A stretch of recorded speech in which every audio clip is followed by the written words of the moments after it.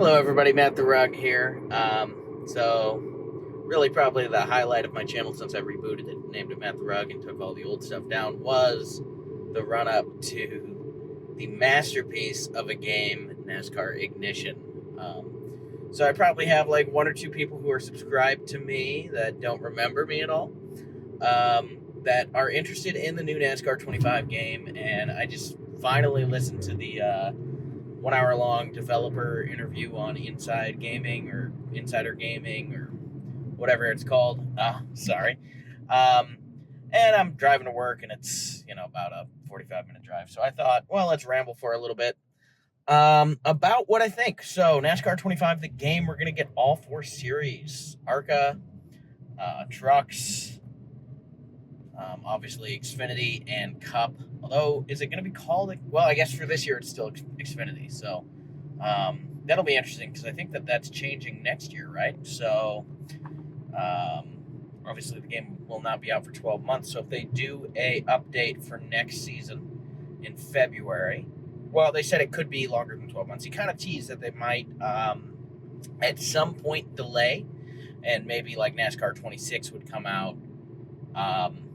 Not next year, but like the Daytona 500.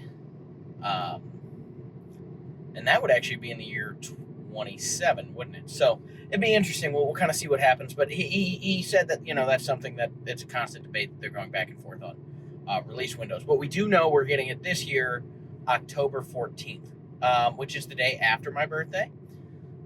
So I'll be taking my birthday off from work on the 13th, and it'll be a long day. Birthday's supposed to be an exciting day, but I'll be just sitting there chomping at the bit for my birthday to end so that I can play the new NASCAR game. Such is life. So I decided that I'm going to take off 3 days in a row for my birthday. I'll take off my birthday, spend that with my wife and my family, and then I'm going to take off the 14th and 15th and play me some new NASCAR. And I've been doing a lot of iRacing, so I'm kind of excited to see how is this going to play. They said that they're not trying to make iRacing on console, but he did say that it was the best feeling NASCAR game on a console ever. I'm a bit skeptical, but that's just because I really think, like in my mind, and they're going to have to prove to me that it's not, but I really think it's just going to be NASCAR Heat 6. I think it's going to be NASCAR Heat under the engine with the new Unreal graphics, which honestly, everything they've shown there doesn't look great graphically. But maybe it's early stuff and games polish quickly, coming to the finish line.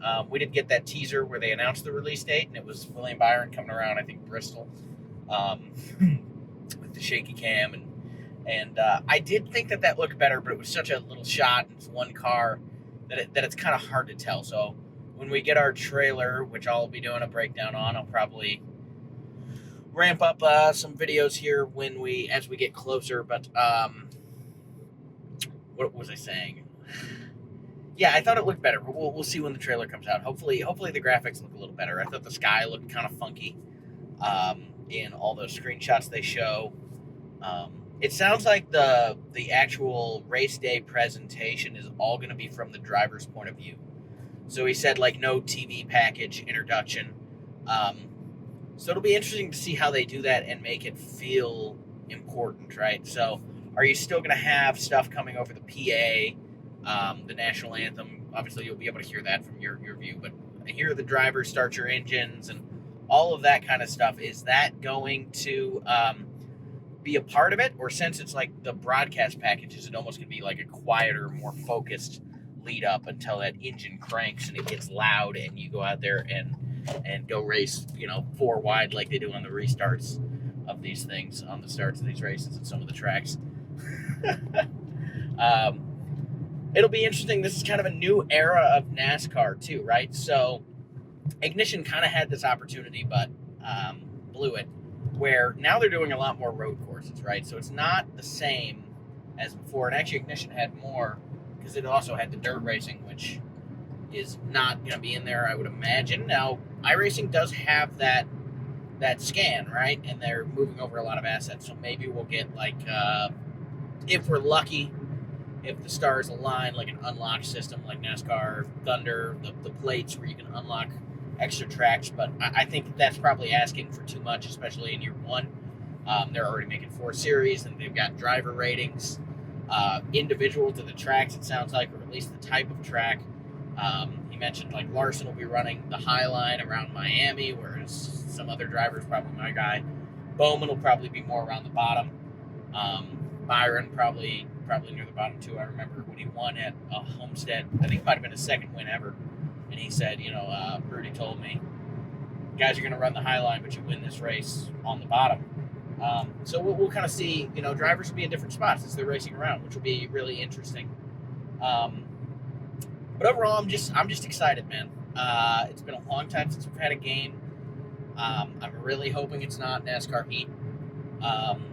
Heat 6, but if it is, honestly, I played so much NASCAR Heat, I can play it more. I would just like to see, I don't know, I would like it to feel different. I would like it to feel better than NASCAR Heat did. I would like it to look drastically better. I think to get that casual audience, right, it's going to have to look good graphically. I know that that's kind of lame, but like NASCAR fans are going to buy it. I'm not going to say we don't care how it looks, but we're going to get the game. But if I'm trying to convince my friend to pick up and play the NASCAR game with me and trying to, hopefully one day turn them into a NASCAR hooligan like me, the better the game looks visually, the easier that sell is going to be to them, right? So I think that's where graphics are important. It's not for your core audience. Obviously, if the gameplay is great, and we've seen this, people will play a game. But I think getting somebody to just play a NASCAR game, if they look at it and it looks cheap visually, it'll be a tougher sell. We've also heard a lot about career mode. So you're going to start in ARCA, and it sounds like you don't have any choice. You're going to start in ARCA, and it sounds like you own your team. So it's sounding very Dirt to Daytona to me, even kind of NASCAR Heat. Like you've got the areas where you're building your car, and you got to manage your team, hire people. He mentioned like certain people might make it so R&D happens faster on a certain part. Or you can hire like a guy who's really good at aerodynamics, and it'll just make your aerodynamics cost less and take less time. So it'll be interesting to see how that works. I'm hoping. I know a lot of people really want to tinker, but for me, I enjoy just updating my car, and it kind of just being better, right? I don't like where you have to tinker with it and constantly after each race go in and be balancing things. I kind of like to just be like, okay, this part's better now, it will always be better. I know that it's a give and a take, and a lot of people do like that. You wreck your car, it's going to cost more money, but I find that really frustrating, especially early on in a career. Especially since we're starting an ARCA and working our way up. It's already going to be 4 years till we get to Cup. And if it's going to take, I like to win a championship in every series. So if it's going to take 2-3 seasons to get competitive in a car, that's fine, but it will be long in the tooth. By the time you actually get to the Cup Series and begin updating your car, most of the players, I'm going to assume, other than your hardcore audience, are going to drop off, right? Now, I think your NASCAR game fans probably are a hardcore audience, and a lot of people will stick with it. But, we're talking, let's just say 2 years in each series. That's 8 years to be competitive in the Cup Series. That's 36 races. I mean, that's a long time of playing. Especially, like me, I'll probably run 25% races. So, it'll be interesting to see how that goes. I don't want to have to be tinkering too much with upgrading my car, but I do want there to be a progression curve. I don't want to come out, well, when you're racing at Daytona, you can win, right? Drafting. So I wouldn't mind coming out and winning my first Daytona 500 ever, but I also, when you turn around and you go to, where do they go, Vegas the next week? Or one of those West Coast tracks. They don't go to Auto Club anymore. I think it might be Vegas second. Phoenix is pretty early there, too. They keep changing up the schedule. But when you go out to your first 1.5 mile oval, I don't want to go out there and just dominate everybody, you know what I mean? I want to have to earn the right, get some money, and upgrade the car, but I don't want there to be major setbacks. I never really liked where it's like you had to update your speedway car, your super speedway car, your road course car. I kind of just want like baseline upgrade your cars. Now, I'm not saying I'll be upset if they do that. It just, to me, it adds some more frustration and some more tinkering with the system. I actually think, and I know a lot of people love NASCAR 2004. I think it was that game. I found that game incredibly frustrating. Like I just never had the money. I had to spend all my money fixing the cars, and like it felt like it took a ridiculously long time to get competitive in that game. So I think there's a balance there that could be struck. But like I said, for me, I'd like the upgrading to be a little bit easier. Now, I was saying earlier, and I kind of got off track. I'm just kind of going all over the place here. That I would love to see. I can't wait to see how the road course racing feels, right? Because in the past, EA, early 2000s, they only did 2 road courses a year, so it never really was a focus. But now they're doing, I think, 6 road course races. So it'll be interesting to see. I'm also really excited that the game is this year. We're going to get that Chicago street course. Chicago's probably 90 minutes away from where I live. And next year they're going to go to San Diego, and that'll be great. But I think it'll be a lot of fun to race the street course in Chicago in a video game. I'm just excited, man. I know I've said that a couple times. They did mention, they're going to have all the peripheral support, all the wheel support that you would expect. He said the rules would work, cautions would work. You're not going to drive down pit lane, which is fine.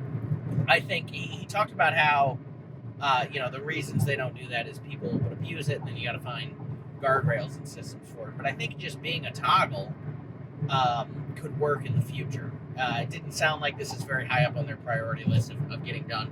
We're not getting it this year, and it didn't even sound like it's something that he's really looking to do immediately.